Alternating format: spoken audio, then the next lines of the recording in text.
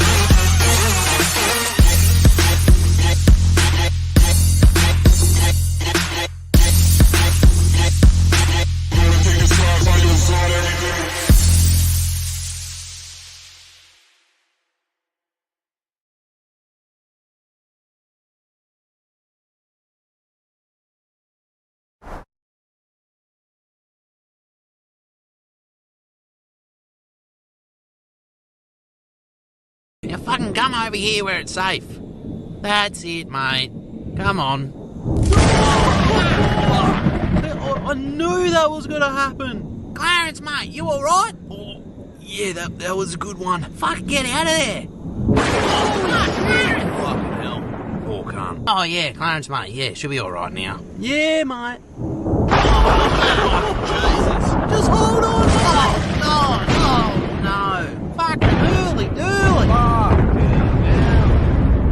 like that scene of War of the Worlds. Have you seen War of the Worlds? Yeah. And the lightning's just fucking constantly coming down and fucking hitting. The fucking tripods come out and they fucking start killing You're missing everyone. a once in a lifetime sighting here. Major live in concert. Hey? You're missing the whole thing, cunt. You seen the original War of the Worlds? Yeah, Steve. Clarence, I'm fucking sorry, mate. I must make it no. Holy shit. Oh, God. Just hang in there, mate. It looks like he's still breathing. Don't gamble. Oh yeah, don't gamble money that you can. Man. I mean, unless it's a lock. There's no such thing as a lock. That's the thing. Unless it's a lock. If it's a lock, oh my God, it's a little different. Stop gambling, alright? You're one spin away from generational wealth. Your daughter's college tuition is one spin away. Put your life savings on black. Remember that. Just go to Vegas, and if you lose, just keep getting loans. Remember this. Just keep spinning, keep gambling. You can't lose. You literally can't lose. You can only quit. Nobody knows about that fucking degenerate life when you're fucking down 40,000 and you battle the fuck back. You say, you know what?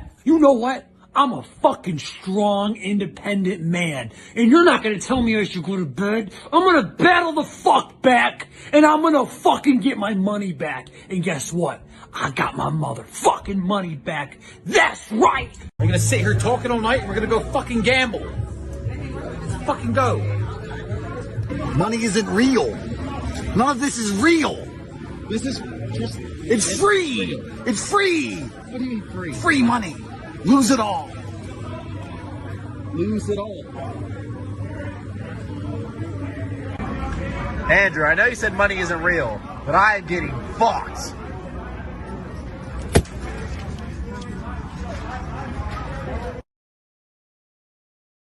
Money when you buy. You don't make money when you sell. Every time the world goes tits up and everything goes fucked up, I smile because days like today are days I've made money. I'm actually cash poor. First time in my life I'm poor. I have like 100 grand for the weekend. That's it. But it's fine because I know in the future, Jah will bless me and I'm about to buy another 812 super fast. Anyway, point is, if you're watching this and you have any kind of money, don't be a bitch. Scared money doesn't make money. Invest it. The other day is cash. Every day, cream.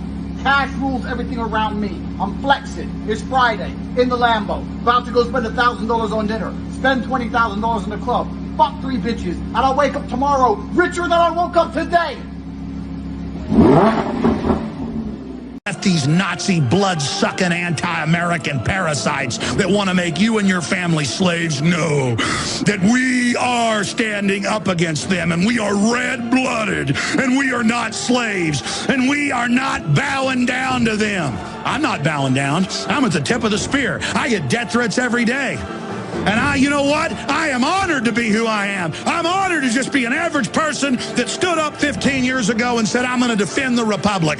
I'm going to defend the family. I'm going to defend the Second Amendment. I'm going to fight against abortion. I'm going to see what happens when I really take action. And we have laid waste to the enemy. If you simply unloose yourselves and become the leaders you are, we will sweep this scum into the gutter. We will defeat the New World Order. We will crush the tyranny. Second hour, straight ahead. Stay with us.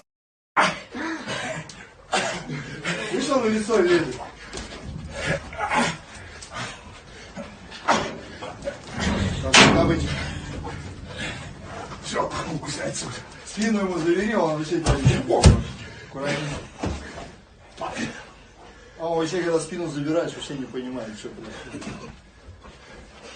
Вот. Если не пускаешь, все. Все. Правда ведь слабак. Правда ведь слабак.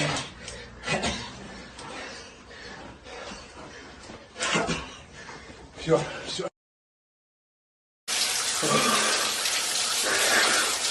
I'm so fucking bullish right now. Like my whole body's like tingling. I'm having like a panic attack or something, eh? I gotta close down and trying to calm the fuck down. Who knows? Maybe we'll pay off our $35 trillion, hand them a little crypto check, right? We'll hand them a little Bitcoin and wipe out our $35 trillion. But how do you? But when you go all in on something, I would say that does take conviction. Now, your conviction might be How many coming from chairs are you first sitting on right now? one. Are you all in on the chair? The point really is you put on one pair of glasses. You've got one pair of AirPods right now. You're looking at me through one screen. You're using one microphone. That's a one microphone. Like, you trust it? Is that conviction? Seems kind of scary. Why don't you diversify? Why don't you use 10 microphones? The point really is things in your life. Do you drive in 10 cars at the same time or one car at one time? Do you drive down one street? Aren't you afraid that you're driving down one street? Do you take a different way? You know? So my point really is, if you're you get on one airplane, are you convicted? You put your entire family in the one airplane, aren't you afraid? Crypto asset. Well, Bitcoin's the best crypto asset. Okay. What's the second best? There is no second best. There's no second best crypto asset. There's a crypto asset. It's called Bitcoin, right? Right? There's no second best. Okay. But take all your money, buy Bitcoin, then take all your time, figure out how to borrow more money to buy more Bitcoin, then take all your time and figure out what you can sell to buy Bitcoin. And if you absolutely love the thing that you don't want to sell it, go mortgage your house and buy Bitcoin with it. And if you've got a business that you love because your family works for the business, it's in your family for 37 years, and you can't bear to sell it, mortgage it, finance it, and convert the proceeds into the hardest money on earth.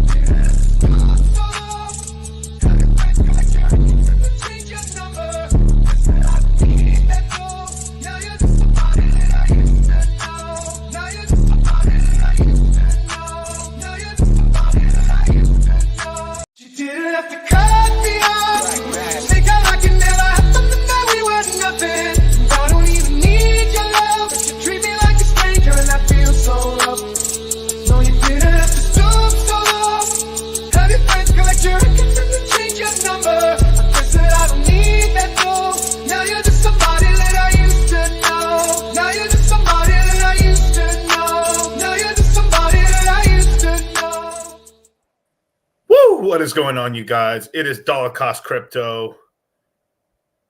Happy and sad to report. It's time to rug crypto. Time to rug YouTube. Don't tell me, bro. Is this one of those, YouTube videos where you say, hey, I'm quitting crypto. It's over. It's all going to zero. For mental health reasons, you guys have to step away at the top right now. I'm so sorry. I just have to step away for a while. Lost the treasure in the sea, it's just like, I don't know, man, like it's all over.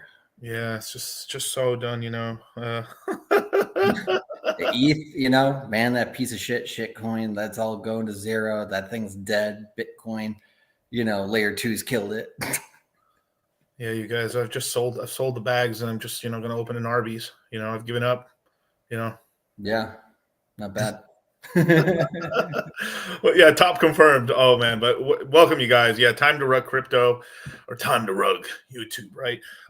So yeah, this is the last stream, you guys. Last official stream I'll be doing on my channel. We might still do one or two interviews here and there, but this is it. We're turning the YouTube channels off, and see you in November.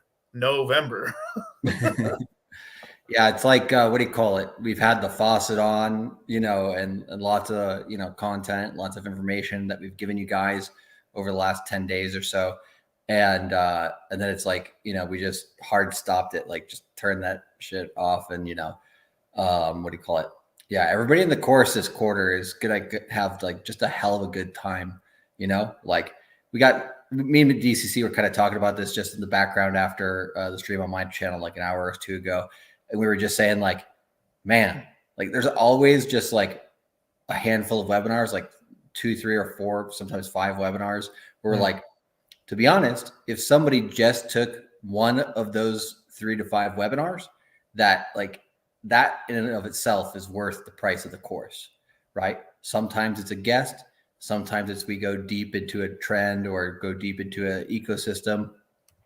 Sometimes it's our quarterly thesis, and different things like that. So there's a lot of different webinars in there, and plus then the flash webinars that we have, and we're always networking out here, finding new people that kind of want to come in as professionals and give you guys some, like boots on the ground information in, the Wild West that is crypto. So, I don't know, man. Like, it's just kind of crazy that it's only $9.98, to be honest. Cause like, damn, like, if I was brand new to crypto and I was like, so you're telling me we're at the bottom of the last 6 to 9 months of accumulation and we're about to go parabolic, and Larry Fink and BlackRock say that basically it's a flight to quality.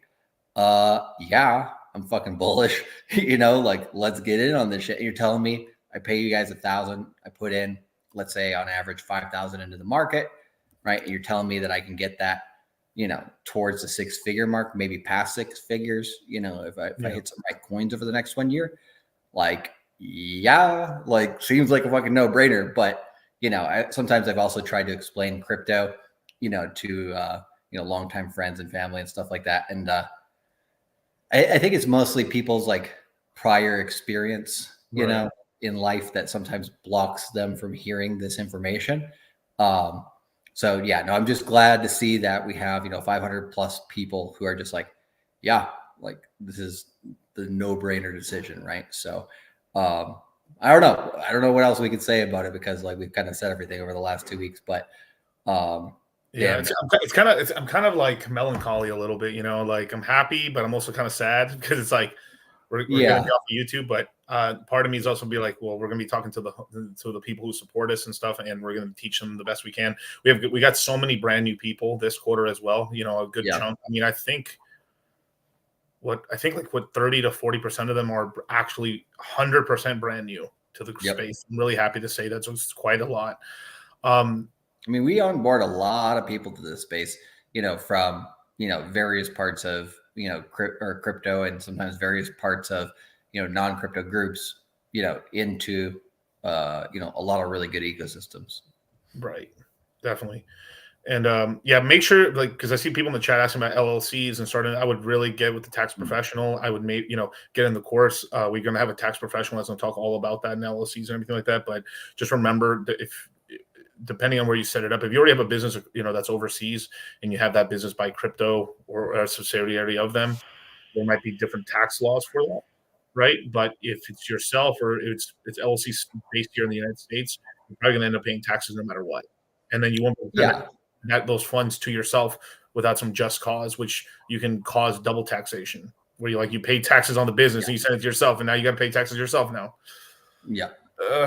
You better be careful what you're doing, Yeah, there's sometimes people can kind of overthink it too, right? And it's just like, because a lot of people are like, damn, I have to pay taxes stuff. It's like, yeah, because you won, right? So like when you're winning and you're doing all these things and you're making money, like, yeah, it sucks to pay taxes, but at least you're paying them because you made some money. Like there's a lot of people, that don't make money in investments, and then they don't have to worry about capital gains. But if you buy and never sell, there's no taxes. If you buy and never sell, no taxes. But if you ever do want to take some profits, right, and you can, I would say in advance figure out what the tax side is so that you know what's coming around the corner, so that when you do make profits, you can take some of that and put it to the side. But at the same time, like let's say you've been in crypto a couple of years and you like really haven't got your taxes together, haven't reported it yet. Like there's some grace time, as long as within the next year you really get onto that, then it's like what do you call it? Like a bull in a china shop, and then what's that phrase? It's like ask for forgiveness later. Yeah, it's like do bad and God will forgive me. Yeah, something like that. Father, Son, Holy Spirit. Yeah. All right, I need 15 of those, and you can go home, Charlie, and a couple Hail Marys. I don't think I've ever even heard an actual Hail Mary before, and I went to a Catholic. I only know it in Spanish. Oh, really? Yeah. That's funny. Yeah, no, like I went to a Catholic high school, and man, that's even more bad. I'm sorry, never mind. Well, I was a Lutheran, right? And so they made me pay $400 extra a year because I wasn't getting any of that. I wasn't putting in on the collection plate per se, Okay.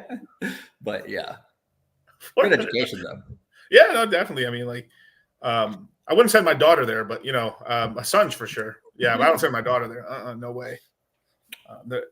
You know, sometimes the stereotypes are true. Oh, very, very. Yeah, repressed. But there's like different pockets of them, right? And like, correct. Yeah. Yeah. We had a pretty good one and stuff, but I will say, like, what pissed me so off as a kid was like we had to go to church, like Lotrina, or like, you know, like church school sort of thing, like for Saturdays, like Saturday school for being in church. And it always was on Saturday morning cartoon time, which just angered me so much. Like, oh man, I was scheming how to not go. Scheming. I mean, dude, Saturday morning cartoons were some of the best times of the week, you know?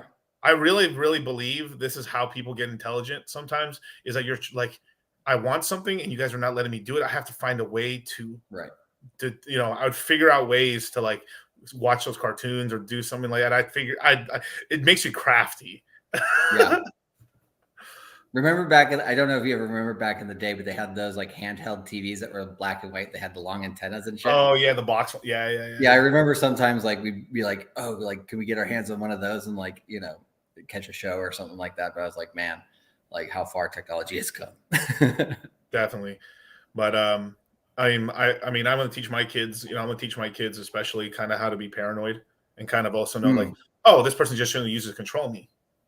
Got you. Yeah, I mean, human manipulation, right? Like a lot of people don't like consciously think about that at a young enough age a lot of the time. And I mean, yeah, until you're like maybe like 12 years old, you probably have a hard time like really understanding the concept. You know, yeah, it's just explaining to them. And then the big thing too is people always talk to their kids. They're always babying them too. Yes. Much. No, the only they don't expose them to stuff young enough. Yeah, and just talking like still you understand they're kids, right? Oh, dude, I'm gonna be brutal as soon as my children become older and stuff like that. Man, I'm gonna start shitting on parents so much. You guys have no idea. I'm gonna be like, you guys just sucked. You know what's crazy? Like when I was in Japan, right? Like one of the first days that I was there, there's this lady in the subway and her baby starts crying or whatever. Mm-hmm. And like within 2 seconds, the baby's just like, zoop, you know, stopped crying, no problem. And she just like pinched it like a little bit, you know, but like it was kind of like the Pavlov effect, you know? And like, so like, you know, reaction response kind of thing. Yeah. I'm like, that's kind of genius that you trained your kid that well versus, you know, you come here, you take a Spirit Airlines flight, God forbid, right? Up to Reno or something. And like, God damn, bro. Like some people just cannot control their children. And I'm just like, what's wrong with you people? Like, seriously. And it's also incredible to me. Some children are successful, like even against the odds of their parents being so shitty. That's the incredible thing for me. Like is you got to really fuck up you really got to fuck up your kids. You've got to really fucked up. Like, damn, son. Because I know tons of. I mean, I've had buddies of mine. Their parents were just, man, it was rough, and they still came out really good. Yeah, they still turned out really well. Well, I also know people who had really good parents and turned out shitty. So, you know, like it's the discipline. It's the discipline part. They suck. Yeah. Well, some people just suck. Well, it is true though. It is true though. Like kind of seeing what I've been going through personally. Like I already see personality traits already. It's kind of crazy. He signs up. Interesting. Yeah. Like he when he doesn't recognize somebody, he gets kind of angry. He's like, who the fuck are you? He punched a fucking nurse in the face. He didn't recognize that nurse and just went. Oh, that's funny as hell. Changing my diaper, are you? With the 2-piece, right? No. Oh shit, that's hilarious. Yeah. But like I never really truly. I wasn't sure if I was on the fence on that when misogyny. That's right. But I wasn't really on the fence. I didn't know which because like I've grown up long enough to like. All right, I hear what the cultural sayings are. Like I remember them. I believe them to an extent. But there's also this whole like the scientist in me and everything. And like I also got to see if it's true as well before I really put full faith in it and stuff. Don't trust verify is like one of the best concepts ever. Yeah, and also too like how much have we grown up in its complete dog shit lies. Mm-hmm. You know, me and Charlie were laughing about Columbus Day coming up, right? Like Columbus Day, right? And I I mean, history has just shown, right? I mean, the idea, like, just because the United States was starting off was just trying to create holidays, because that's very important, because you have to create a cult essentially, right? Yeah. And you know, the whole nation building, and they, you know, basically, yes, because of them, it really kind of like started off the onboarding and stuff into the United States. But like, the guy was really horrible. Like, I mean, even compared to most people, like there probably been, you know, it's kind of a cookie cutter history that, you know, they're like, oh yeah, you know, yeah, some people died, but you know, this is why we're here. You know, and it's like, you know, when you finally start learning about like Leif Erikson, and then there was like some Norwegians up in Nova Scotia, yeah, you know, that basically integrated with culture, and they basically built a city stuff too, right. Which is the crazy part. They built a freaking city. So like, there's just so much like we don't know, and also too, like, I think the Egyptians came over on reeds. Fucking Chinese could have made it over to the West Coast at some point, you know. Yeah. But yeah, no, Miguel, you know, you're a Spaniard and I'm a white European, you know. That's right. Conquistador blood, sir. We're the conquerors, right? Like we shall be damned to hell for eternity because of all our predecessor sins. It's like, I don't know, the what do you call it? The narrative in America these days is just ridiculous, and it's like, it kind of pisses me off. Like Columbus Day, I don't give a fuck, right? It's just another holiday, good time to get off of work, great. But like Thanksgiving, people are starting to be like, oh, I don't want to celebrate Thanksgiving because, you know, it has some bad history with it or whatever. I'm like, but yeah, you get to chill with your family and like have an awesome time. And like, I hate my family, Charlie. Oh yeah, right. I forgot about that. I do. No, there is people that deservingly do hate their family, and they, yes, true. I understand that. I understand that part. But people have friends like protest Thanksgiving because like, yeah, you know, I don't know. It's turned into something that's not like a historical thing. You know what I mean? Like it's a family. Yeah. And honestly, it's a little shit. There was a dinner, there was a whole thing, but it's more of just the meaning behind it. It's like, it's basically really what it is. It's like celebrating the harvest and having communal dinner with the community and your family. That's beautiful. That's beautiful. Like how religious is Christmas really? Right? Like we're giving presents and stuff. Like how many people actually really go to church even during Christmas, right? Like sometimes people only make it to Christmas ceremony, right? That's like their only church time of the year. Some people don't even make that. A lot of people, right? So it's like, it's the same thing there too. It's like, now I'm going to protest Jesus. That's why the most powerful holiday on the planet is Christmas, because it has to do with, I get stuff. Yeah. That's cool. Hey, capitalism at its finest. Yeah. And it's money. It's a money. I mean, dude, bro, like, I mean, it really is. It's a money thing. Perfectly at the very end of the year, so everybody can kind of get, you know, their books up. Yeah, you should get that end of year bonus, spend it on the fam, you know. And then also, I mean, my favorite's always New Year's. I think it's just always fun. The New Year's parties, another good time to get together. Yeah, cash grab. But here's the thing: the cash grab really goes to the kids. Like if you really think about it, you're a man. You make the money, right? Like this is something that me and Charlie talk about all the time. Like we made a lot of money already, and we've had money for a while now. It's like there's really almost nothing you could buy us that we're like we couldn't buy ourselves, basically. Right. But it's more of just the thought of it. Like, thank you so much for thinking about it. Like, holy, like I get so shocked when someone gives me a gift that I was like, holy fuck, I needed this. Damn, thank you so much. And it's also something like maybe you wouldn't have found it or gone out of your way to get it, you know. So the fact that it just shows up, right? Like, and it's a surprise, right? And then obviously the thought behind it, you know. Like, I love gifts. I love gifts just because it's like, thank you for thinking of me. This is great. Like I just like I as a kid, you're like, oh yeah. Thank you for the thought of it. Yeah, I know, clothes, trash. There we go. The what's called the Game Boy Color. Yes, truly what I wanted. Now, and then I look and I'm smashing through presents, looking like, oh, here we go. I got the silver version. Nice. Pokemon. Happy. So you always try to figure out presents beforehand. Yeah, I mean, it's a fun holiday for sure. I mean, it's so easy bro. It's like outside. I mean, maybe 15 and I mean, fuck, man, you could have got me this at 20 and still been. I would be like, yes. Yep.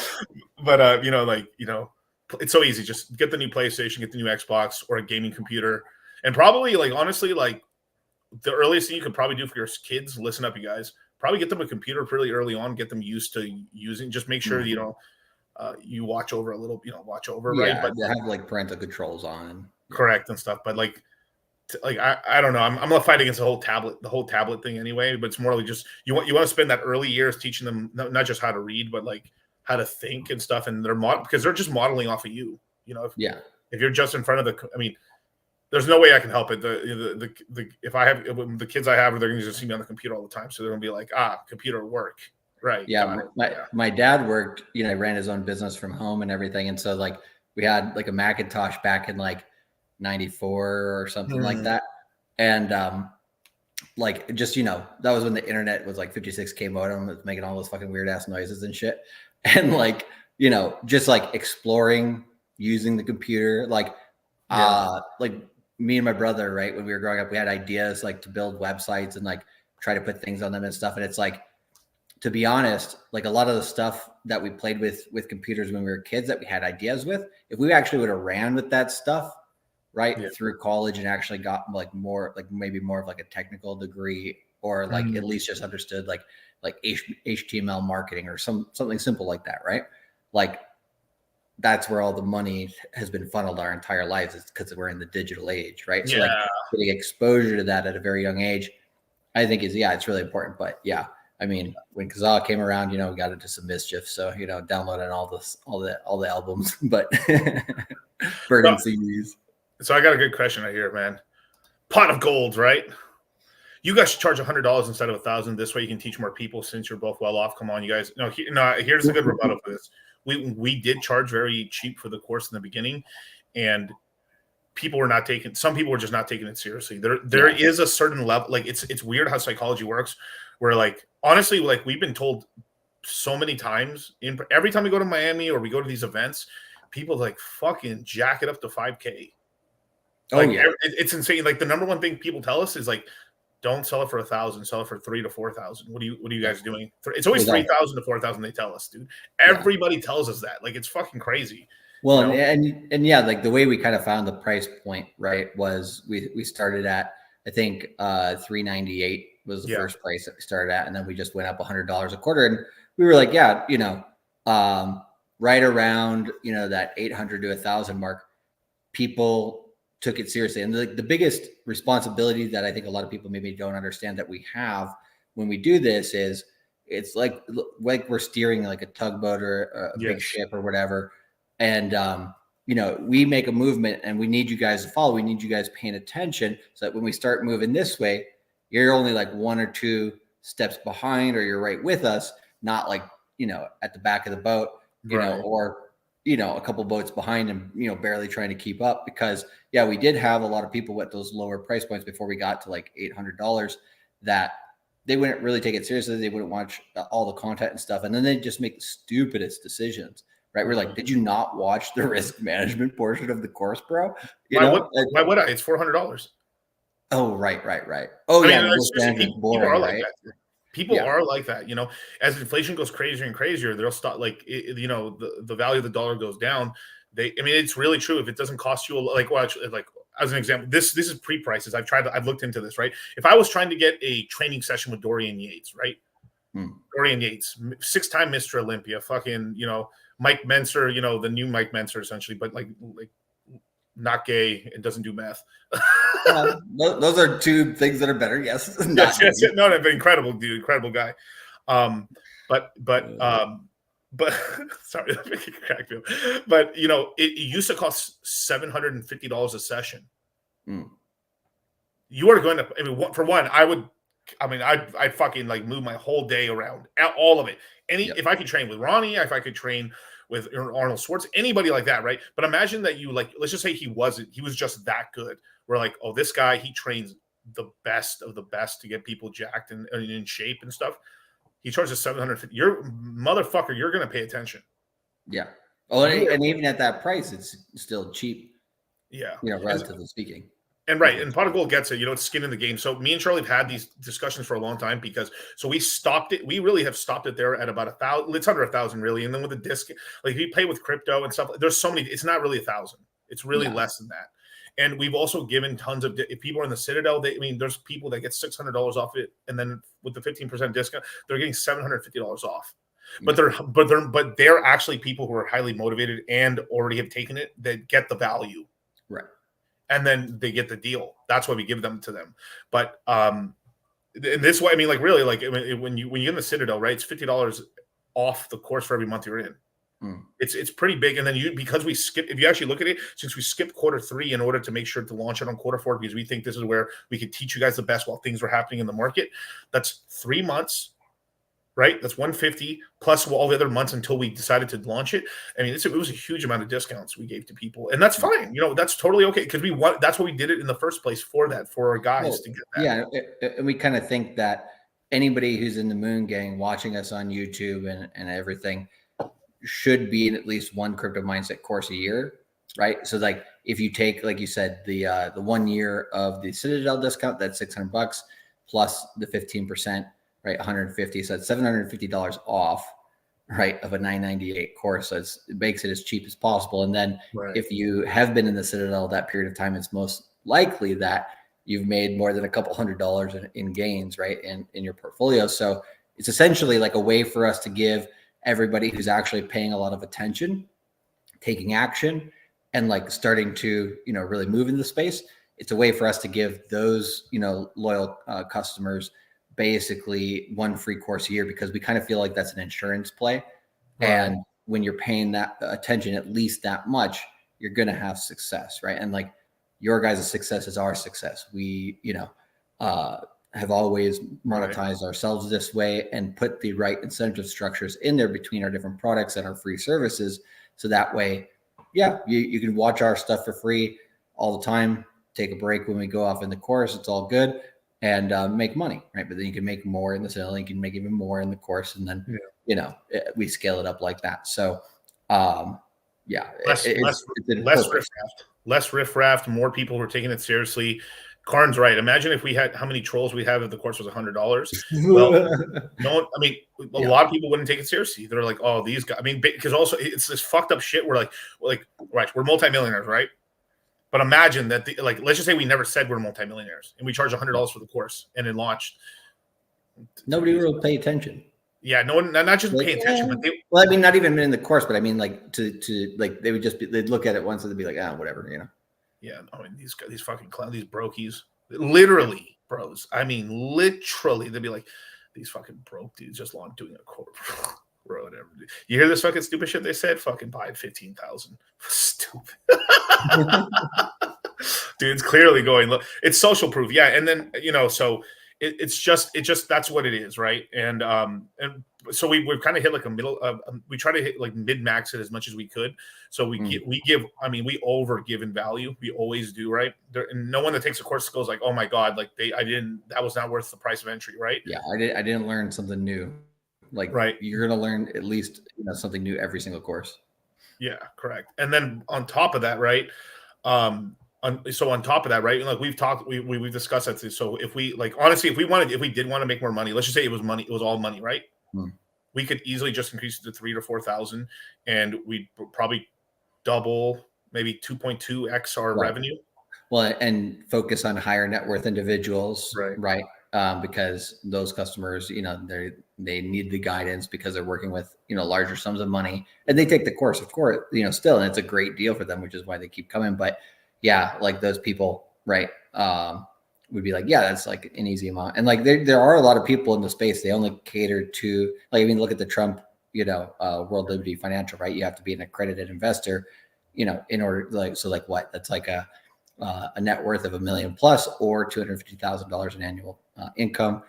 And that can't be, and I think that's not, it can't be married to combined income. It has to be a single income. Yeah. Correct. And so, yeah.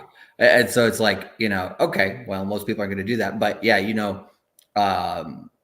there's just a lot of people that like don't want to cater to the newbies. Right. And it's kind of a stigma. It's like one of these things like, oh, what do you guys? You guys teach noobs? Like, what do you teach them? Like, how blockchain works? Like, but it's not to get taken advantage of by a bunch of you fucking faggots. That's what we do. Yeah. That's what we fucking do, dude. Like, and that's also the thing too. If me and Charlie had like, the corporate sponsors and all this other crap, like we couldn't say what we wanted to say. We were at these events talking to everyone's really cool. Like, it really is cool. I love everybody that we met. We learned something from, like, from somebody who's just like a staff employee to the people who are leading projects. Like, everybody there had something interesting to say.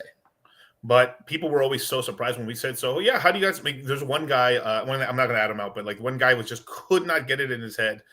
So how are you guys making money? Well, we make plenty of money from our portfolios and we teach, guys from the beginning, like, no, but wait. No, this is not making sense to me. Like, so like, do you guys like do referral links or something? Or like you guys like take money from like a company or an exchange? Like, no dude, like he's just like, I only know these 2 ways to make money in crypto, right? And Charlie was like, Charlie abandoned me. He just left me with the guy. Well, I explained a bit to him, but yeah, things to do for people to see, Yeah, but he got around. He got around to it because I mean, everybody, it's sort of the thing. Like, you only know what you know if that's how you play the rodeo. Yeah. Well, and a lot of people like there, right? They are used to being employees too, right? Yeah. Which is totally understandable. That's totally okay. And it's perfectly fine. Like, it's great to have exposure to the industry. To be honest, I met CZ 3 times in 2017, right? And I think it was the 3rd time I met him. I was all suited up because I had just gotten out of work or whatever, and I was a recruiter in Tokyo. And I did see that Binance was hiring some recruiters, right? But I kind of talked myself out of the job a little bit because I started talking to him about it, and I was like, "Oh man, like, what's your requirements for being a recruiter and stuff?" And then he said like, like amazing Japanese, like close to native level kind of thing. So they're mainly looking for Japanese recruiters in the space, but that could speak English because they're more native there. But I was like, okay, so I kind of disqualified myself from the job there because I had like business level Japanese, not like the highest level. And but what I should have done, and I'm actually glad that I didn't now, but what I should have done if I wanted to do that, right, was just like bulldoze my way in there anyways and be like, yeah, just give me an interview, right? And like I'll figure this out, right? Because to be honest, the job was more international than it was domestic anyways, and they did end up having to move out of Japan. But I know for a fact if I would have gotten a job with Binance, I think I would have been comfortable, right? I don't think I would have ever made my own stuff, made my own product services. I think I just would have been like, hey, you want to work at Binance? Like, this is fun, and it's a great place to be. And, and like, yeah, it's kind of interesting how that kind of like fork in the road kind of sometimes happens. Yeah, because like, I mean, let's just say that, let's say we go, I mean, I'd still be a crypto YouTuber. I probably would have been YouTubing it the whole time, but I mean, it's hard to tell, there's so many variables. You don't know how, like, what could have happened really, but regardless or not, I already had it in my mind. Like, so I would have started because I already was podcasting already full time. So like, I already had it in my mind to like, I almost don't want to bring, I've been thinking about posting those episodes for fun. But man, dude, some of the old YouTube, some of the old interviews. Oh my God. Where we were like I remember like we were talking about like Funfair token and stuff back on those. Yeah, Funfair and Celsius and all this other stuff. But you have to understand, like, still pretty decent. That was actually a smart move. Everything we're saying was pretty right, like extremely, like it made money.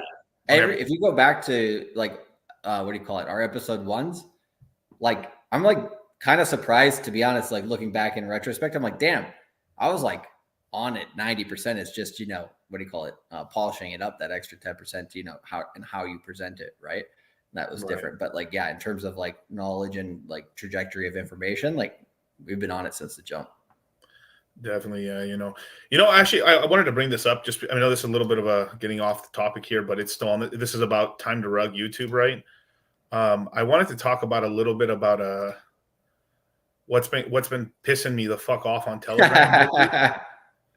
So I don't know which one of these guys is being a fucking faggot right here, but like I was just kicked out of basically I'm blocked out of every single Hex, Pulse Chain, PulseX, and Straight Telegram chat for no fucking reason.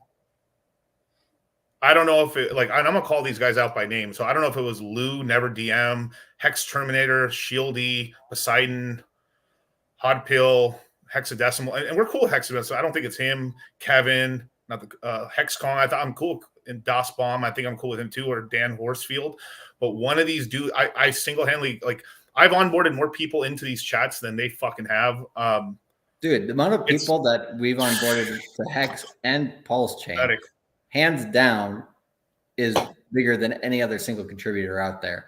And like, we don't, like, we humbly say that, right? From, over time, we don't like gloat about it and throw it in people's face. We're not like trying to be like one up in the next person because, got to be, king of the hill and all that shit. It's like, no, abundant, like, B Roots recently just posted a tweet about him, like just, nice paying it forward type of thing today. And I was just like, that's the type of abundance mindset that we need to have in this community, not this kind of infighting bullshit where people are just jealous of people who are doing, good, right? It's like, no, like we're building this whole ecosystem together, guys. We're not like enemies. Like, yeah, there's like different factions of like certain types of cliques, let's say, like we were in high school, right? So I get that. That's just going to happen through human nature. But it's like, really? Like, you got to be a douche about it?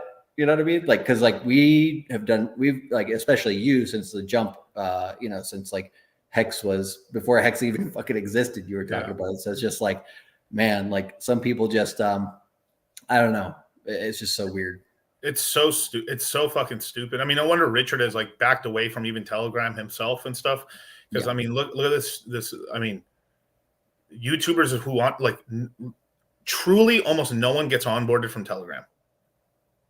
That doesn't happen. Not in crypto. No, they come to Telegram from YouTube or from hearing it on Twitter and stuff. Like it's so stupid.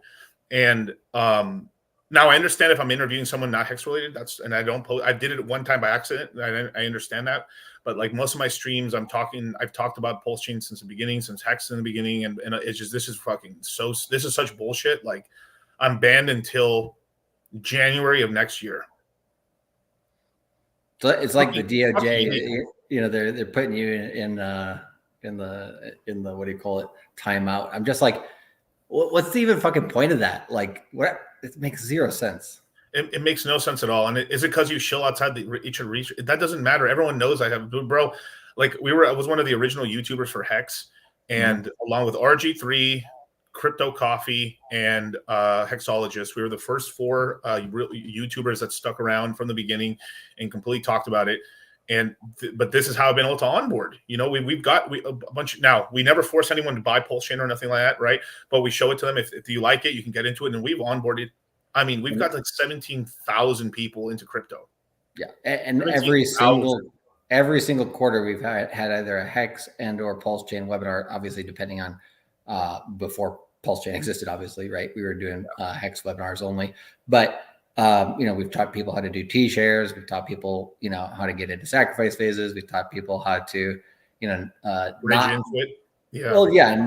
dump coins and be an idiot, but accumulate more at lows and then ride the wave up, make some good gains like HODL, but like anybody who says like, oh, but you talk about other coins, it's like, it's the same thing as like these exchanges, like, or like these leverage exchanges, right? Oh, because we're paying you money, you can't talk about certain things. Like, it's like, we can't give, you a word in this kind of not meaningless chat, but it's like something that's just like, yeah, it's good for the community, right? Like, it's not something that's like, it's a good networking space. I don't know. Just like, I don't understand the scarcity mindset. I understand it from a human nature perspective, but I just don't understand it in terms of like, we're in the most abundant place in technology other than like maybe like a couple other spaces, right? Right. So like, and I've never talked shit about these chats ever and stuff, but like, well, you have to when you do shit like this. Yeah, they do shit like this, but I'll tell you this, man, these chats have zero alpha. There's zero alpha on these chats. I mean, there's literally zero alpha in the chats unless you're getting started, just to get started, and you know where the links are and stuff. That's what it's important for. Outside of that, these chats are a bunch of bumbling idiots, or a lot of the time very emotional people. It's not a really good place to hang out. This is why a lot of people have started side groups and stuff, because it's ridiculous in these chats and stuff like that. And then, I mean, with like fucking clowns running the chats, I'm not shocked, really. I mean, if Richard was on YouTube right now, he'd probably be like, what the fuck are you guys doing? Well, and like Dallas Baum, as an example, we helped bring him into the space. Yeah. Like, it's just like, so hopefully it's not him, because I'd just be like, no, I don't think it's him, because Hexkong's a good dude. So is like Das Bomb. Like, he's a great guy. But I see a couple people from the other like, there's some people missing from these chats to that chat, and I see a couple I recognize here. So I have a feeling I know which ones they're it, man. But yeah, I think, to be honest, I think you almost got the award for doing, like, being one of the highest and doing some of the most good for the Hex and Pulse Chain community and getting shit on the most for it. You know what I mean? Like, you have, like, you're up there with one of the top people that would be in that category, which I'm just like, man, that's so fucked up. Oh yeah, I was the black sheep out of like the 4 horsemen, where we call ourselves the 4 horsemen of the Hex apocalypse, right? Like, I was the black sheep 100% because I dared to talk about, like, I came in as Litecoin Moses into the community, and like, oh, here comes our crazy cousin with this conspiracy theory. Well, yeah. Well, you know, you should do it. I remember when you had your first interview with Richard Hart on your channel. Yeah. Take the clip of him, like, gee, he just like took the piss out of you for like, oh, bro, 3 minutes about me so bad, bro. That was hilarious, bro. But it was like, is your baptism, you know? Yeah. And I was like, motherfucker, we talked so many times back in the day before PEX launch. What the fuck? And I mean, okay, just being real, besides just onboarding and stuff, when you're looking at HexFlex, when you're looking at the pump to 55 cents last bull market, right? What was one of the main events that was in that period where Hex got a lot of exposure? Oh, yeah, the meme of Richard dancing on the pole. Wonder how that fucking happened. Yeah. Right? Like, me and DCC, we pulled strings in the background. People didn't necessarily want to talk to Richard at the time because, you know, he's a abrasive figure. But, you know, Myron and Fresh, they're open to talking to pretty much anybody. So they're just like, yeah, cool. Like, let's have him on the show. And we got Hex in front of millions of people. And it's just like,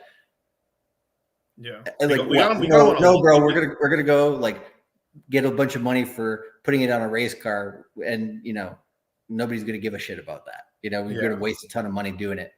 Like, you know, we've probably had way more effective tactics as well. Yeah, we threw celebrity boxing fight for Hex and stuff, and we promote. We did all, shout out to what's called Kareem and stuff, free man, but we've supported the community for a long time. I'm still going to support it, but it's just this is the bullshit I'm talking about. Like, and who was the only Pulse Chain person other than me and you that we saw at the permissionless event? Maddie Allen. Maddie Allen, bro. Like, doing work.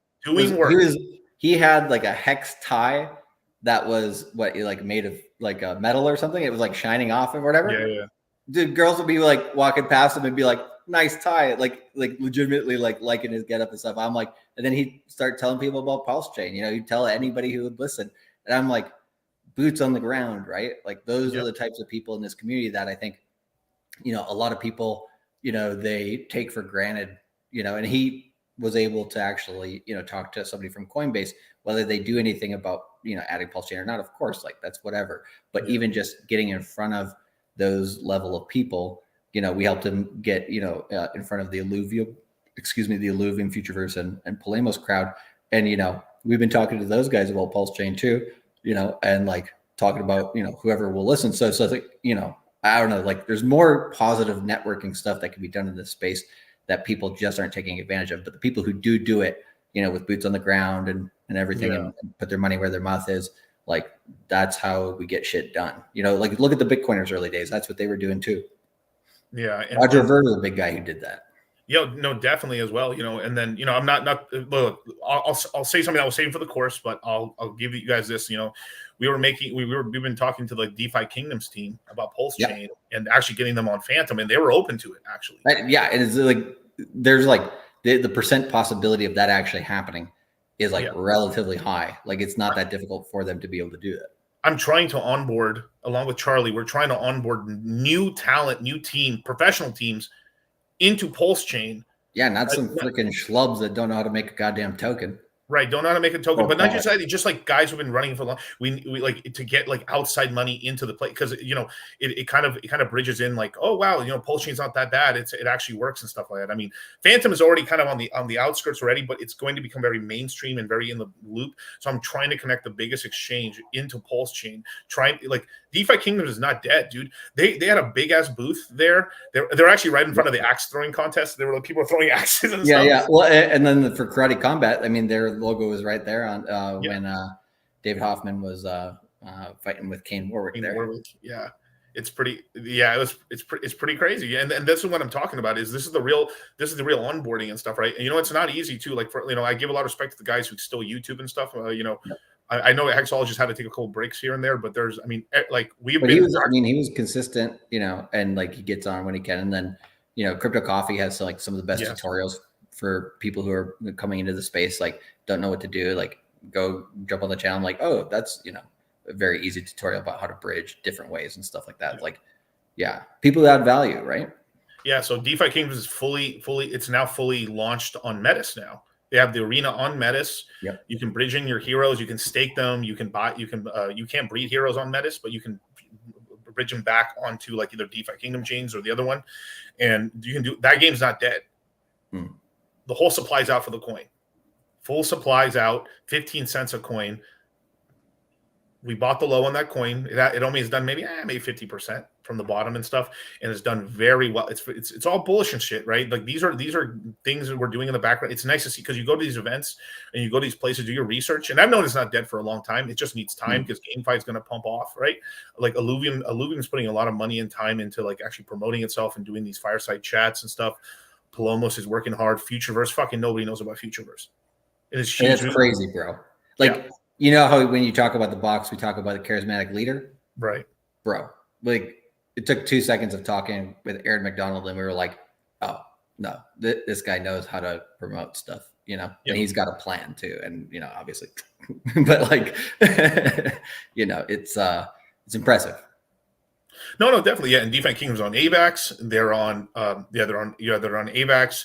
They're on their Serendale. And then they have, then they're now on Metis, right? So it seems to me like it's possible, like it could be a Phantom, maybe one day a Pulse chain later on and stuff like that. And this is just overall good because that brings a lot of money and attention everywhere, and like that's the legitimacy of it. Now there is project, Steph's launching a new project really soon, I think called Alti. And we'll talk about that in the course and stuff like that, and kind of go over the white paper. And that's actually a really good opportunity because he's been a, good player in the game for a long time now. So definitely we'll do something about that. But it's just, and on top of that, the thing is like, you can't onboard. Same thing why like everyone sucks at, like why everyone's YouTubes are dead and like only a few people are actually growing is because you're onboarding brand new people into the space. You're onboarding brand new people in the space and it can't be from your same echo chamber. It's just not going to work. It's just not going to work, right? This is why we've had to try new things going on Instagram and doing TikTok and stuff when it's not cool. And we've had success because why? Because we're trying hard. The same thing. We're like me and Charlie are the most consistent YouTubers you could possibly find. We've been YouTubing this entire time. We didn't abandon anyone during the bear run. We haven't stopped. Moon Gang's been going every week virtually, right? Like obviously there's a couple of weeks here and there, but where we don't do it, but like every week since March of 2020. Like, bro, like where are we at? Oh yeah, October of 2024. We're still fucking kicking on that shit throughout all that crazy drama, right? That we've been doing. And like, yeah, we talk about Pulse Chain all the time, and Hex all the time. And like people give us a lot of shit for being a part of this community, to be honest. Right. I mean, of course, but we've made tons of money. Like I'm not to toot my own horn here, but like let's see if I can find the quote here.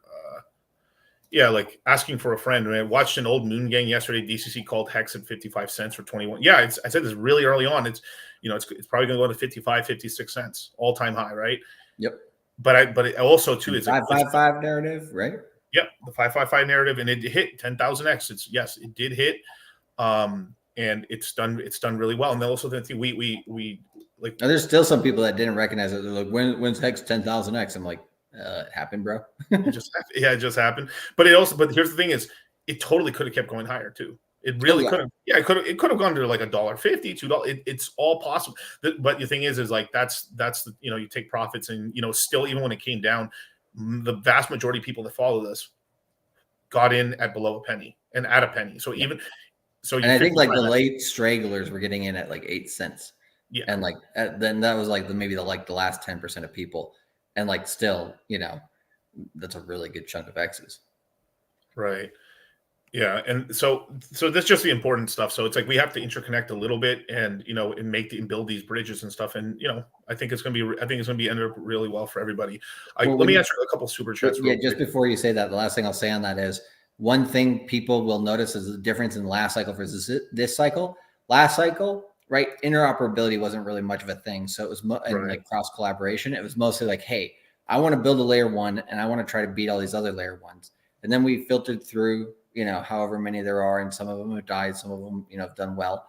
And then now, in order for any of those layer 1s to continue to do extremely well, they can't be their own island. I mean, they can, but they're going to be way more successful when they have bridging liquidity from other ecosystems, right? And so that partnership, like you see it with the Ethereum layer 2s, you see it with different projects that, you know, have jumped over to Solana or are both chains or are multi-chains, right? What's the next evolution in the next cycle or the one after that? True interoperability, where you don't even know you're using whatever particular blockchain, but you like an application or you like a use case of a certain blockchain, and you can do that from one place, right? If we ever get true interoperability. And so then your layer 1 becomes your background infrastructure, right? And it's good that sometimes people don't know what they're using exactly, because people aren't that technical. A lot of the time people just want to use something that works. And so like, as we kind of evolve crypto and the infrastructure behind it, I think collaboration between projects and stuff like that will far out and be a way better economic benefit to each chain than trying to be your own island. Because if you end up being your own island, yeah, you'll have your ecosystem and stuff, but you won't get the crazy amount of pumps that you could. Yeah, and also like all the stuff all the different good that comes from it. Definitely. Sorry. Damn. We've been running ourselves ragged. I'm almost getting sick, actually. Dude, yeah, I mean, like, yeah, we're both on E right now. I'm just like, you know what? If I just laid down on the couch here or over on the bed or whatever, within like 3 minutes, I'd just be like, definitely. So let me look something up really quickly before I answer this question. So, okay. So we're going to talk about something. Shout out to Ricky Romero. Thoughts on Metis? How high can it go this cycle? Thanks for the advice, and thank you for everything you guys do. No, for sure, man. Shout out to you, man. I know you've been supporting us for a long time. But yeah, I mean, Metis is good. It's one of my side plays. It's just, I think this is kind of like, I wouldn't say at the same level of like a Gall or anything like that, but it's more of like, I know it's going to do very well later on. It's something that like Ethereum money rotates into. So, and you need Ethereum to do well. It's just kind of like Illuvium and everything else. Mm-hmm. So once that really pops off, a lot of this money from all the L2s and L1s starts rotating around, and bags start pumping. It's a really cheap ecosystem. It's something that I would have on the portfolio, but I wouldn't make it like this monstrous size of your portfolio. That's one thing people make mistakes of, is like, oh my God, I want to be this because it's so cheap. I want to make it this massive part. And if it does do well, you do very well, but you just can't do that, right? Because you don't want like waste opportunity, right? But I think Metis is really good. I mean, it's really cheap. It's like $35. And if I look at its total history, right? I mean, it climbed up here to, let me see, its all-time high is $330. So basically, to get back to its all-time high is a 10x, right? So this time around, the ecosystem is more. It's going to complete a full real cycle in the bull run. I think it can do okay. I think it can do pretty well, but we need money to rotate into it. So it's going to be more of a 2025 play, but you're buying it dirt cheap right now. And there's a lot of coins like that right now, that are good projects, quality, and are dirt cheap. I think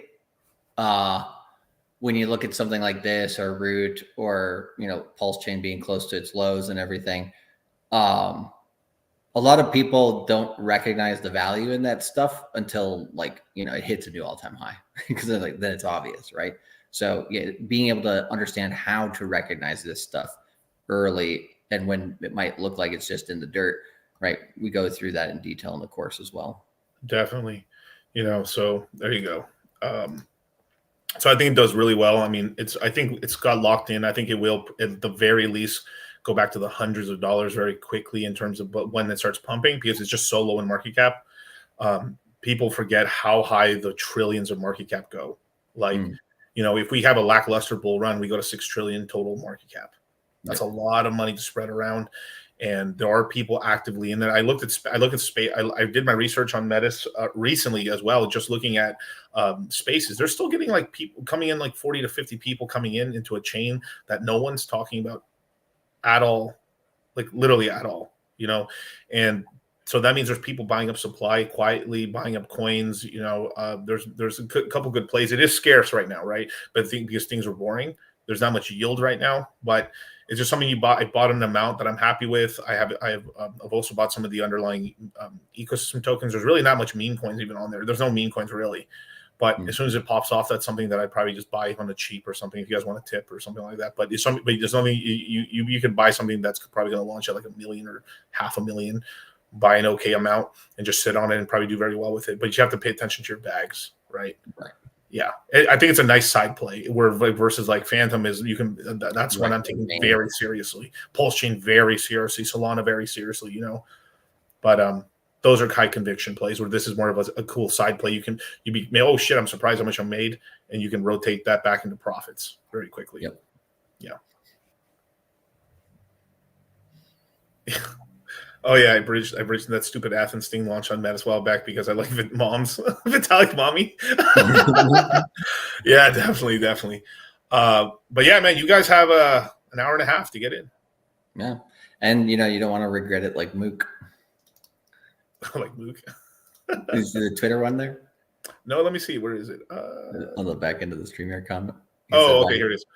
Why didn't I buy ETH when y'all told me that I literally have life changing money? Damn. No Bankai for you, bro. Hey, it's not too late now, brother. It's not too late now, man. There's plays we're gonna be talking about that can make a lot of money. I'm gonna be talking about like side plays on Phantom and in Pulse Chain and some meme coin plays that I think that are decent. And I mean, some of these plays that I've actually been in now have started to move. You know, I mean, you guys already know I'm pretty public about Punkay and stuff, but yeah, I think that's a coin just with everything on the side of it. I think it can actually really run pretty decent. You know, we've had guys in the course talk about Giga, you know, Shot the Boogie and stuff like that, and Twinkie and stuff. These are plays that they brought up that done very well. You know, Pepe has done very well. You know, so there's plays like people tell me like, how high do you think Pepe can go? Like I'm telling you now, it all depends on how high Bitcoin goes, but at the very least, it's a 42 billion market cap coin. There's really three levels depending on how high we go. You know, it's either going to go 42, 69, or 100 billion plus. Seriously, like it's one of the few coins. If I say there's going to be multiple $100 billion meme coins, like Pepe is going to be one of them. Yeah, absolutely. Like I'm very confident. To be honest, you know, like Pepe is probably like I think I like it better than Whiff in terms of like the narrative for like top meme coin this cycle. Yeah, Whiff isn't funny at all. Yeah, it's just like the meme's stupid. It's an easy pump on Solana. Right, but here's at the end of the day, the most important thing is did my coin go up over time? Now, for the whole bull run, right? It's obviously hard because some of the coins that go up the most fucking don't do nothing for a while. It catches you completely you know, catches you completely off guard, you know. Yeah, the Giga Crew is grinding at Mr. Olympia. They have a booth with Michael Hearn. Yeah, that's what I'm talking. That's the shit I'm talking about. Yeah, it does really, really well, you know. But yeah. Yeah, Arthur Hayes has a tweet a while back talking about Pepe and a couple other meme coins. Didn't mention Whiff at the time. Well, it's because Whiff. He was not an insider on that, or not. And not saying Arthur Hayes was an insider on Pepe. He's just Let's just be honest. Whiff caught everyone buffs a surprise. Like nobody that we knew or anyone that even like a degree separation really, you know, wasn't really in it. You know, it was very insider game because they needed something to compete because what happened was some memes were popping off on Solana. And the Pepe just took off so much that it kind of was putting a lot of them to shame. So there was a lot of insider thing going on with that. Yeah, and Arthur Hayes has always been, you know, what do you call it, using Pepe and the Pepe meme or whatever. So like the play makes sense to him. I mean, you have memes like this now. Yeah, obviously, I will say Pepe is more of like a 2 day. Like if I'm being, it's really more of a picture meme. Really, it's still, but like there's stuff like, you know, like things like that, right? But it's the virality of it. Like it's easily the most. It's the greatest meme of all time. Well, and it's so what do you call it?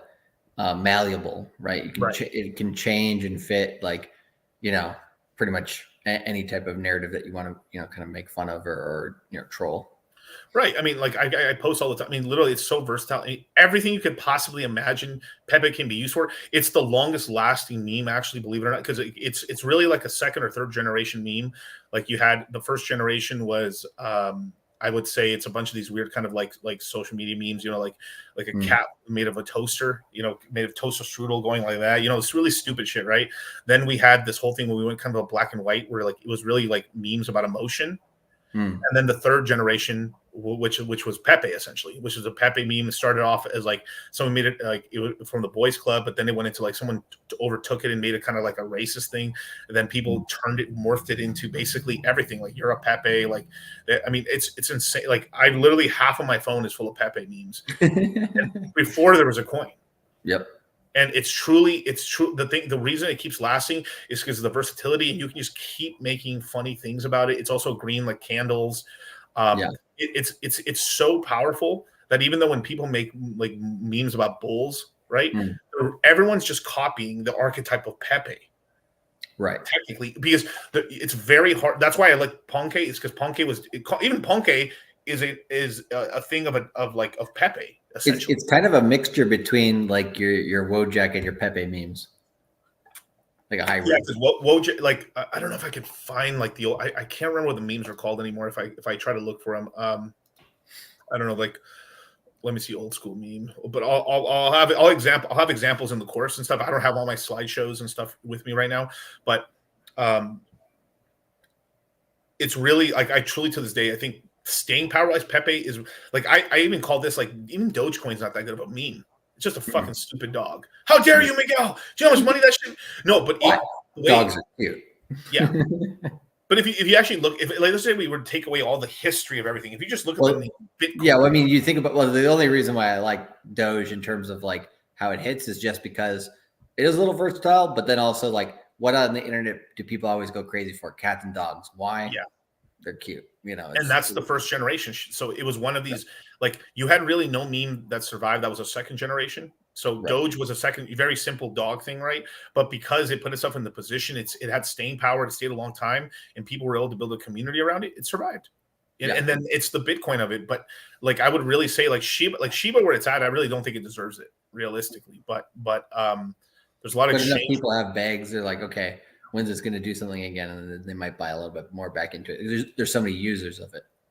Yeah, so we're gonna go deep into all this stuff, but like really, like that's why, like that's one of the reasons I just like I was at the time when I threw in money into Pepe, memes were dead. Like there was no memes, bro. Yeah. Like it was all down only.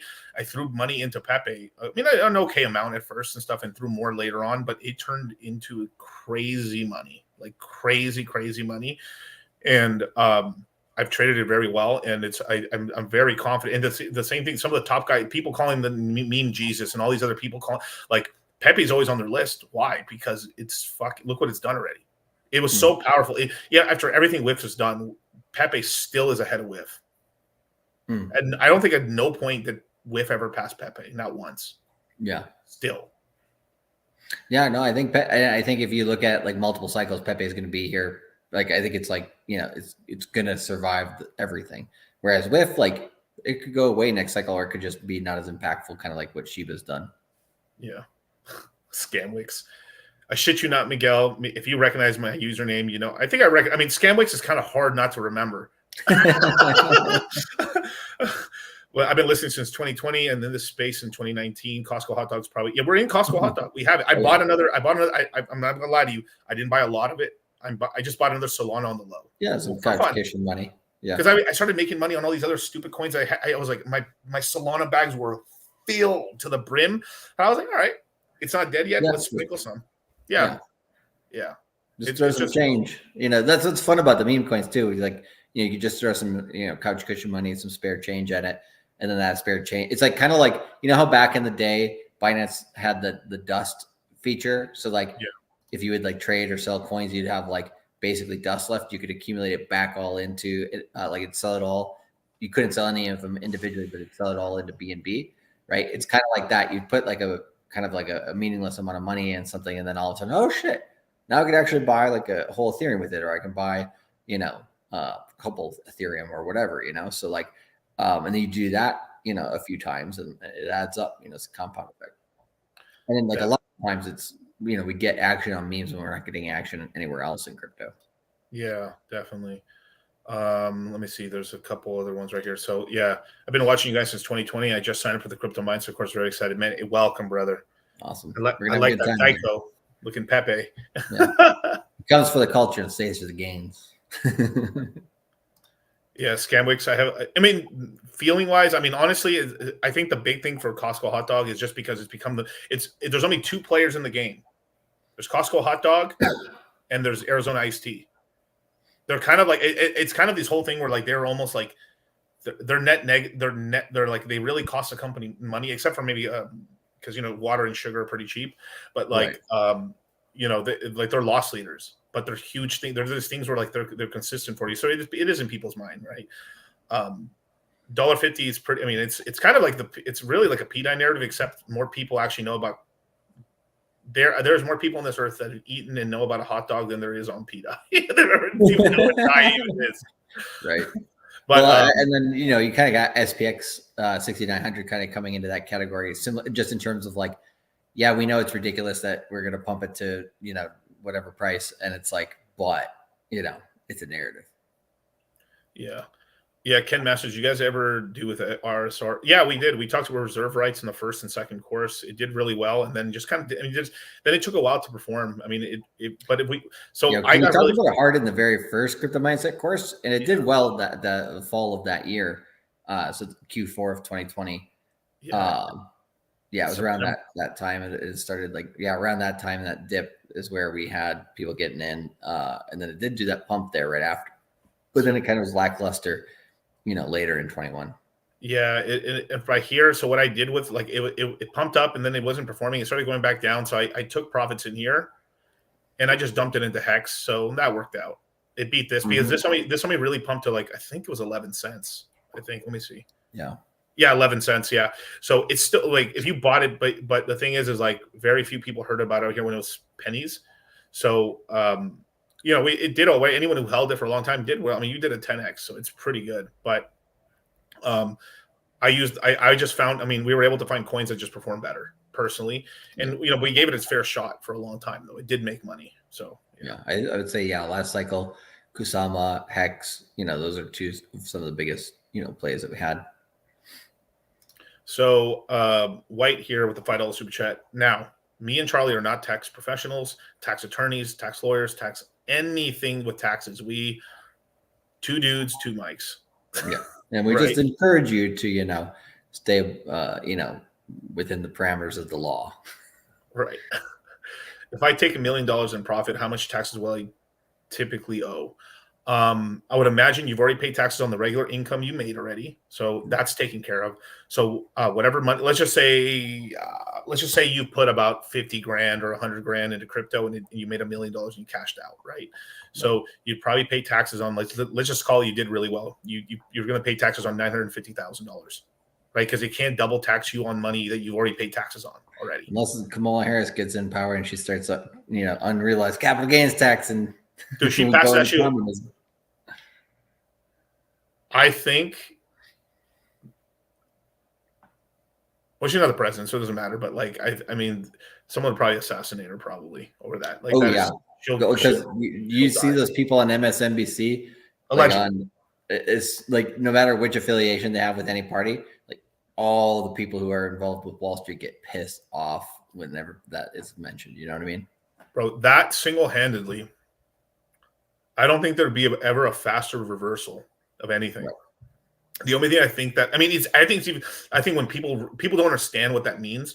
People with money do, but even them, they sometimes don't understand. But if that ever passes, shit will change so rapidly. I think the entire, oh my God, whoever works for her, and if they pass that, will never be able to work in Wall Street again or work anywhere, really. It's that bad that wow.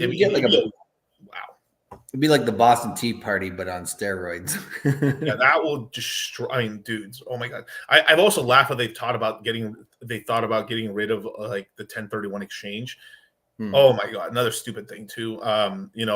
The only other thing that boomers would just get if they got rid of Social Security or they got rid of Medicaid, Medicare. It's kind of crazy. We spend 40% of the entire spending on the government is on old people. Yeah. We spend 12% on new people, young people. We spend 40% on old people. We spend 13% on military, which is not that much actually, right? And the rest of it is just all the other services to make sure everything runs, post office and everything like that. It's really interesting when you really look at the numbers. You're like, wow. Like, I mean, I thought, we spend the most in the world when it comes to military. We really are not that crazy on the military. We actually go crazier. Yeah, we got that money printer, so yeah, for sure. Well, and like, like if you're like unsure, depending on where you are in the world, right? Like for most part, when you're paying capital gains tax, it's going to be generally less than 30% most places. A lot of places will be 15, 20%. Yeah. If you're in a foreign country, sometimes it's like 5 or 10%, whatever. There's a few places with 0%, of course. So just understand where those are depending on, if you're in another country. But, if you park away, like if you made $950,000 or whatever, or $900,000, take 300,000 that you can't, like, let's say you cash it all out, right? You have it in stables, right? You have 300,000 that you just keep on the side because, if you're going into a bear market anyways, then the next year when you basically figure out taxes for that period on what you actually owe, then you'll be able to probably keep a good portion of that, pay the tax man, not have to worry about it.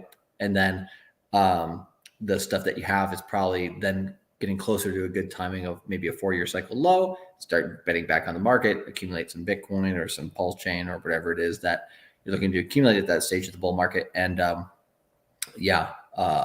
that's an easy way to do it because a lot of people do the opposite, right? They make a lot of money, they spend a lot of money, they forget to save a good chunk of money. Then the tax man cometh and they're like, oh shit, now I got to liquidate, all sorts of shit. Right. So yeah, I think like that's where people really fuck up is just not even considering taxes. Like a lot of people, like they've never had to do that much. So they don't really fathom, that aspect. So which is why we talk about it in the course with actual tax professionals. Yeah. So you're probably going to pay 20% on that. And just because it's $1 million, it's going to push you into a different tax bracket. Yeah. Yeah. And so a nice good chunk. And I mean, so at least 200,000 to 300,000 probably. Yeah. Yeah. I was trying to remember how much Germany was, but Germany had like a pretty good rule. I think it was like if you don't sell for a year, it's like 0% income or 0% capital gains. I'm like, yeah, we need a rule like that. Yeah, I think it should be a rule like that. I think that should be a rule for people, like what they could do, because like tax the wealthy, fair shit. Because like there is a lot of people making a ton of money in Wall Street and they have stupid money, of course. Yeah. But like if you just put it for just put a cap, you pay no capital gains if you make less than $500,000 a year or $1 million married. Because like here's the thing too, like I mean, it allows people to come up. Yeah, I allow people to come up, but of course that's evil. Right. But there's smart ways to do it. If I was president, because you have to put behavioral economics works. You have to put incentives there. Right. So this is what you have to do. Right. Like what I would put in place. Right. Because I would change the marriage laws. So one of the first things I'd do as president I would mandate DNA testing.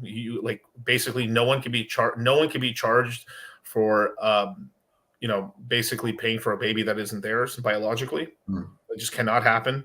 Now, if they decide like an idiot to sign a form to like say like, no, this is my child, I want to take care of it and stuff, then that's okay. You did that. Okay. We just added an extra added protection. Other one too, that, if it's not your child, it's not your responsibility, period. Right. You're not legal. That's not your child. That's not your DNA, period. Why are you DNA shaming, Miguel? We got to get Montel Williams to be the next vice president. You'd be way better than Kamala. Did you ever see the picture with her and him? Yeah, but they were saying he was dating 2 chicks. So I don't doubt he was banging more than 1 chick, but that was his daughter. One of them was his daughter. Oh, really? Yeah, the other one was his daughter. Well, I always thought he was hilarious because he'd always have people on his show and he'd be like, so the DNA test comes in and you're not the father. And then people are like doing flips on stage and shit. Yeah, dude, it's freaking crazy. But like, so yeah, I'd add that right there. I would change the laws basically just to add. I would basically add essentially protections and kind of basically I would limit the amount of you would pay. Like there is a kind of a thing too, where like we have to be fair here. Women would never be fair, but men have to be fair because we're always the ones thinking like this. Where you would have to add stuff protections in order to like, all right, look, I get it too. Like, if a woman did have a lot of your kids, right? Obviously, child support. There is like, I would not make child support illegal. You have to have child support, right? But just abusive child support is the, it's not going to be milk in the system. Well, there's also like, what do you call it? There's a part of child support that's like a percentage of your income and stuff. And it's like, there's some of these rich people paying, their baby mama's like $80,000 a month just because they make a lot of money. And it's like, yeah, I don't think that's what's required to, raise a child. I think it's just basically pay off the mom and shit or whatever, right? But basically, I'd cap the highest you could pay per child is like $10,000 a month.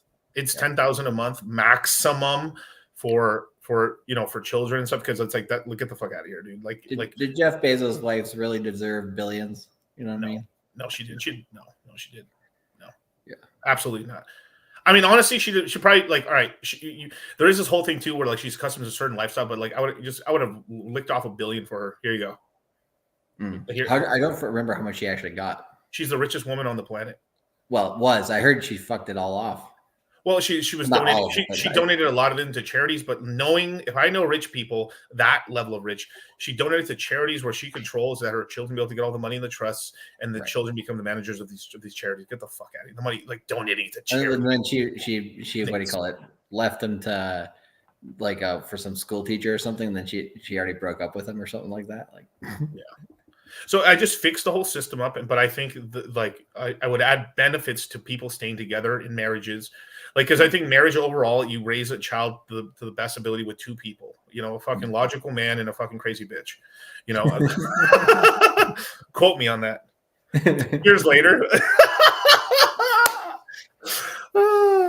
But that's really what it is there. So like, you'd add a couple things, and then from there you'd add incentives to keep people together, right? I think like this is a really smart one. I think adding a little bit of a tax break for people who have multiple kids, right? We need to increase. How do you make the economy do good? A lot of kids being born. Yep. The easiest, because we have all the systems developed here in the West, right? But especially in America, right?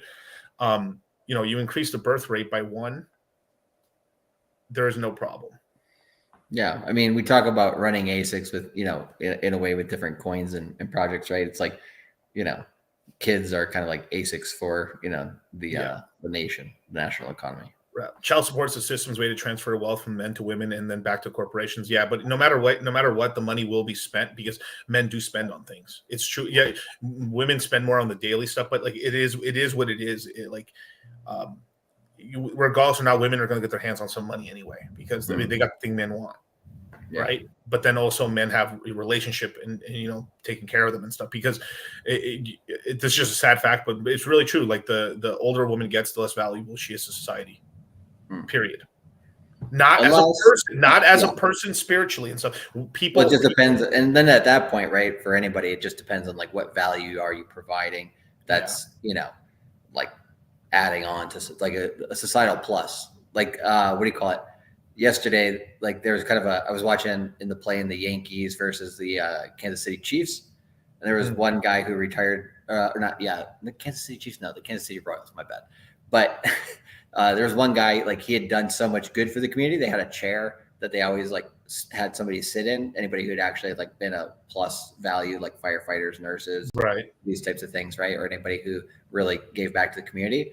And I'm just like, like as people age, especially because we have longer lifespans now, I think, people really will, but it's a rare thing for people to do, which is why they have like one seat in the entire stadium for that type of person. Right.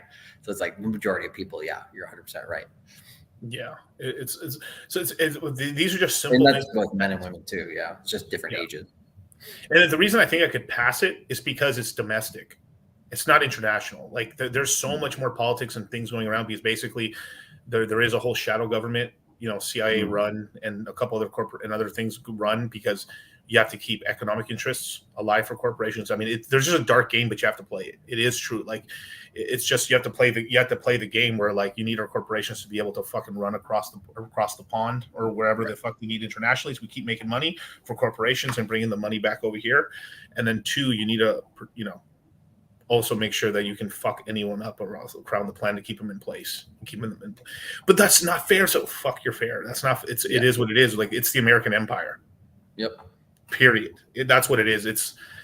That's what it is. Yeah, and like at least you want like a mostly benevolent leader, right? Rather than like absolute dictatorship and stuff like that. But yeah, Ricky Romero, do you guys think boomers had it easier than millennials and Gen Xers? It pisses me off when boomers ask me why I haven't bought it. Yeah, they've had it easy. They had it easy. The struggles are different, but I think what they struggled with was more of an inner issue in themselves, where like the path was preset for them. And if I had to guess, yeah, it was easier. It was a lot easier, completely, because it was a million times easier. Like they were just like you said, like when you have a lot of people, making the economy run, like they had one of the best runs, throughout their entire life. Like if you look at, how much it costs for them to do certain things to get a house, like is reasonable, right? After about 2010. Yeah. Right. Like after the financial crisis in 2008-9, like that's when inflation was just so freaking insane. And it's only got worse since then. That it's just like, it's just not going the right direction. And the thing is, the boomers, like honestly, I think even today, I think everything would be okay. But here's the fuck up, man. Here's the thing. It's like, all right, boomers are basically the kids of the greatest generation, right? The rough World War II. They're pretty much when they turn 18, Vietnam starts effectively, but. They ended up what the reason if you look at the average boomer across the planet, they fucked up. They didn't have enough kids. The ones in the US did have enough kids, but they only made just enough to just for replacement level, right? The one thing I will say about boomers here, and like here's the thing is I actually think things wouldn't be as bad if this didn't happen, but basically one of the we had a huge technological, something that Rollo talks about. It's very true, is that the invention of contraception of the plant, not the Plan B pill, but like that wouldn't be that bad because that existed in Roman times. There was a plant that the Romans used and ran it into extinction. Dude, every culture has had some way to try that. To try that. But basically it was still not expensive, but it basically was kind of expensive, and it was a woman had to be fucking sure they were trying to kill the baby. Like, yeah, I need to get rid of this now. And it was in such high demand. Yeah, so it's always existed. So, but like essentially it was a moon tea, basically. Drink it, and you're going to have an abortion, basically, right? But with contraception, that's basically where it started. Basically, giving women women started taking it. They couldn't get accidentally pregnant, and it wasn't accidentally. They chose to have sex. What accidental? There's no accidental. Like now you can get accidentally trapped and all that shit. I mean, it is bullshit. Like you're like I got manipulated. We got you ruined my life, and that's I'm not trying to be insensitive here, but I also like a big part. I mean, I've talked about this with a lot of women inside of the hospital where we had their baby and stuff like that, and everything like that, and a lot of them also have the same feeling. I've talked to a lot of moms recently that I've asked them about like why people feel like depression. He's like, it's a bunch of fucking selfish bitches that are getting depressed.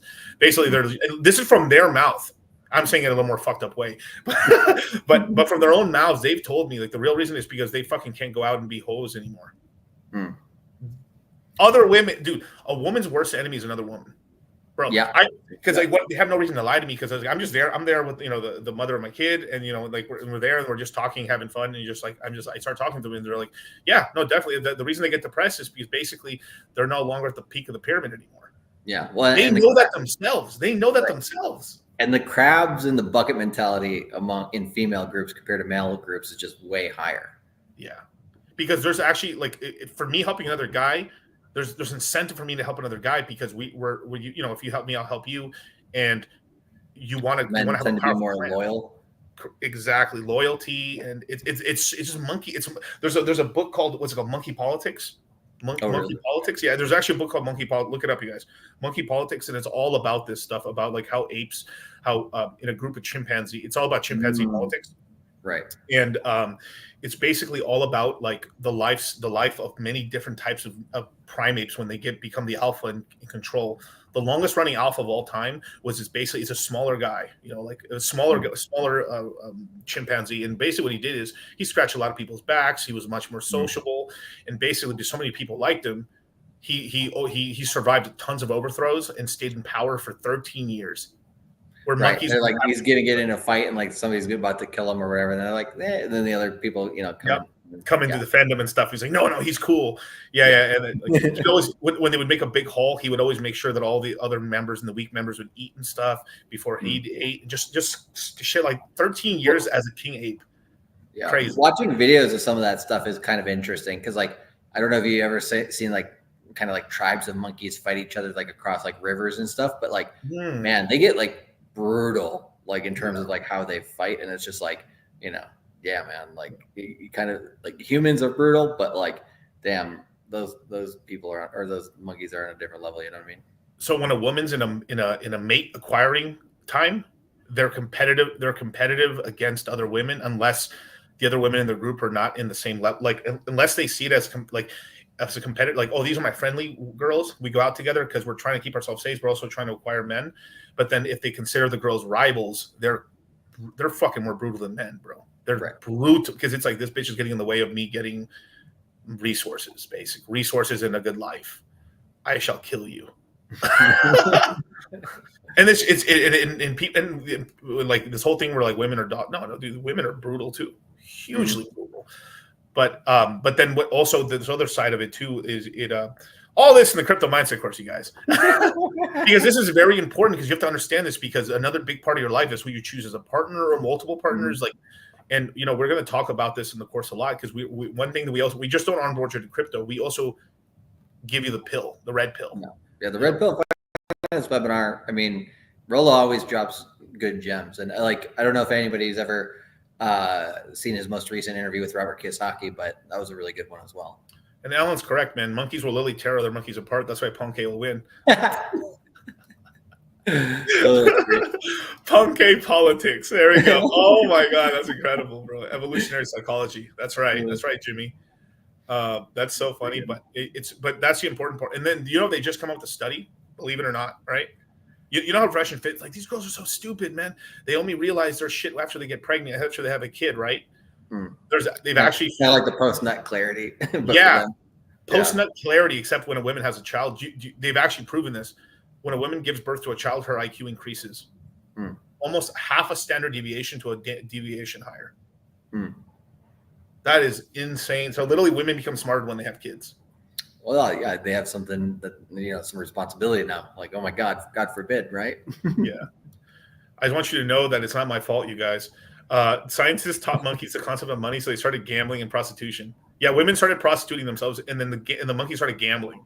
What did they gamble with? Like, yeah, so there was a whole thing where like they started teaching them games and stuff, and then basically they started like taking their bananas they had as income and stuff, and fruits and nuts and stuff.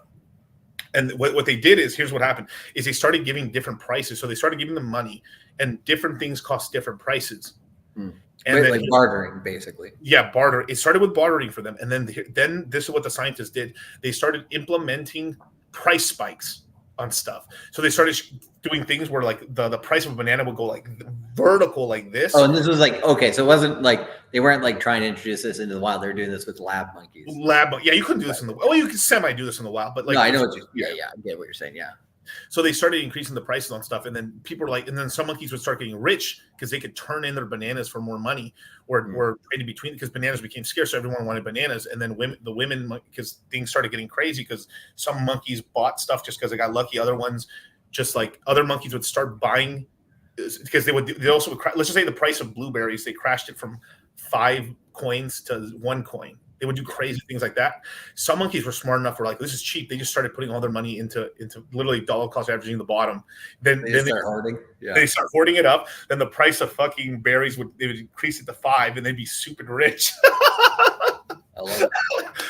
And then they would start using berries and nuts and stuff and start playing games. Like they would race each other. They would start playing like tag and stuff. And then if they did, they would give each other food. Bro, dude, it's kind of crazy to think like, yeah, how a lot of what we do is like, like our animal brain, basically.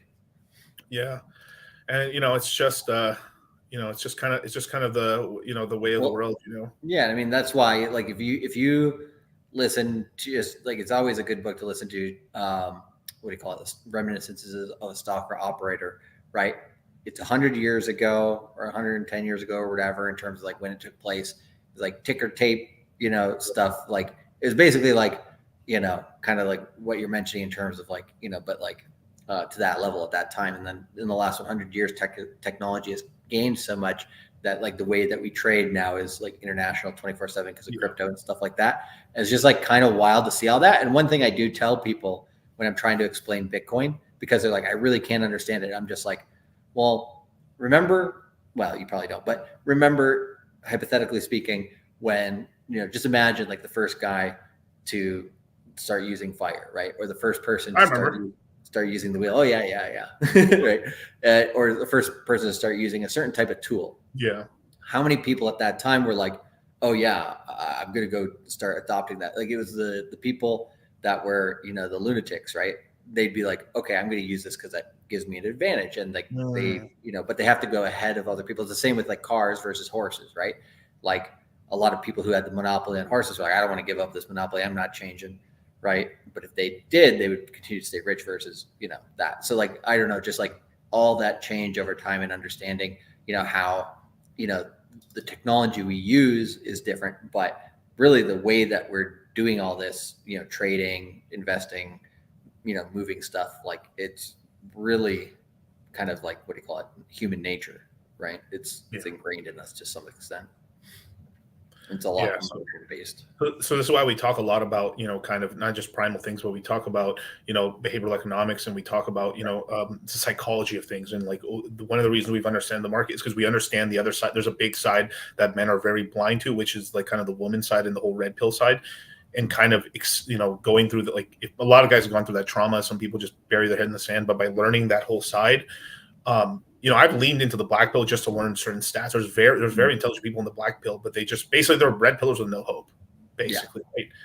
But they still have hope because they're still alive and they're still kicking. They're still making friend groups. Yeah, there's some black pillars that are like, I'm gonna end this shit. And I'm just like, bro, like, what the fuck? They don't do it, and then they're also like, oh, he's the king of the nerd. Like, literally, even in that, there's hierarchies within the black pillars where like, well, he's the king of black pillars or whatever. Like, this guy's got a big channel and stuff. And oh my God, these black pillars got so mad at one guy when he got a girlfriend. Oh boy, really? Yeah. There was a really big black pill channel that he ended up getting a girlfriend, and he got married to her and everything, and people were pissed. Dude, that's the weirdest. Yeah, that's just weird. You're supposed to die lonely with us. Jesus, it's like the cat ladies, but on a different level. You know what I mean? Yeah. Now there is some people that just sucks because they're playing the game not just on hard, like we're playing on hard mode, right? But like, deformities or something. There's like some like that sucks. But like most people can. I mean, most people, if you're trying, you can. Just go. They say like, just go to the gym, bro. Just try, bro. Like, you can.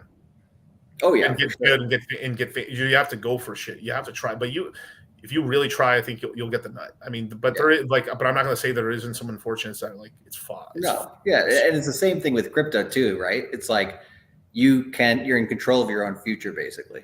Yes, you just got to invest, right? The orange pill, definitely.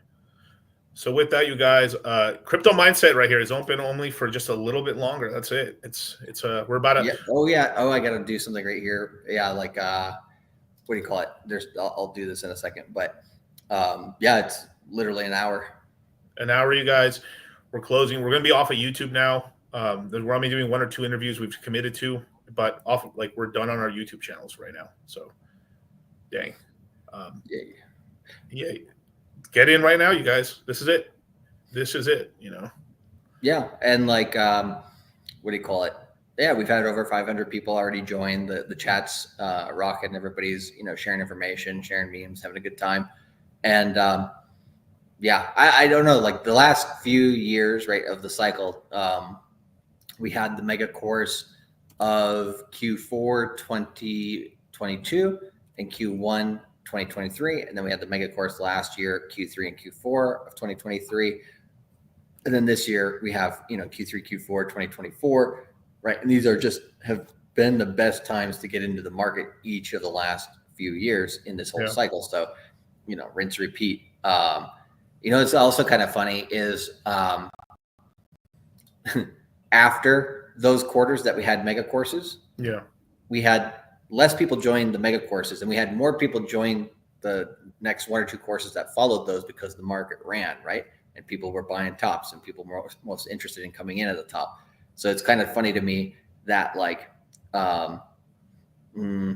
there's just like a lot of value investors still, but I don't know, like whenever there's a time in crypto where it's like, oh yeah, this coin's going to die, Ethereum sucks, or, wow, when we're going up, we've been going down for so many months and all this stuff. When people basically just give up, it's like, bro, like that's the time. And so, yeah, for the people that we got in there already right now, jumping in, and I'm like really excited to, jump in the webinars with you guys come next week and really just, get it this quarter. Cause there's a lot of shit happening this quarter. Like we have way too much stuff to talk about in that course to even fit in the 20 webinars that we have.